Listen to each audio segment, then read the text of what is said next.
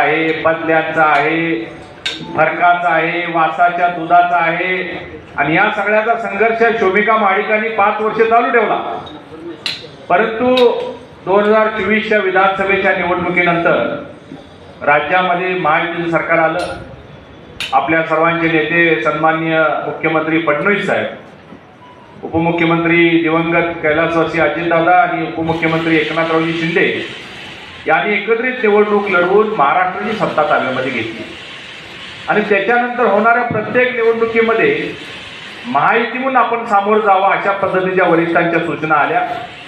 त्यानुसार सगळ्या निवडणुका झाल्या. 13 आपल्या नगरपालिकांच्या निवडणुका झाल्या, त्यापैकी 11 नगरपालिका आपल्या महायुतीच्या आल्या. महापालिकेची निवडणूक झाली, ऐतिहासिक विजय. भारतीय जनता पार्टीचे महापौर कोल्हापूर आणि इचलकरंजी दोन्ही ठिकाणी इतिहासात पहिल्यांदा आले.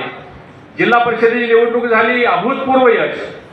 महायुती म्हणून जवळजवळ 51 सदस्य जिल्हा परिषदचे आपले आलेले आणि समान वाटा समान हिस्सा जिल्हा परिषदमध्ये सुद्धा सर्व पक्षांना मिळणार आहे. त्याच पद्धतीने याही निवडणुकीला आपण महायुती म्हणून समोर जाण्याचा निर्णय 2 दिवसापूर्वी मुंबईमध्ये जी बैठक झाली, ज्याच्यामध्ये सन्माननीय आपले नेते चंद्रकांतदादा पाटील, सन्माननीय मंत्री महोदय असणारे हसनजी मुश्रीफ साहेब, मंत्री महोदय असणारे आबिटकर साहेब आणि मग आम्ही सगळे आमदार खासदार सगळेच होतो, विनयरावजी कोरे साहेब, या सगळ्यांनी एकमतानं ठरवलं की आता महायुती म्हणून या दूध संघाच्या निवडणुकीला सामोरं जायचं आहे.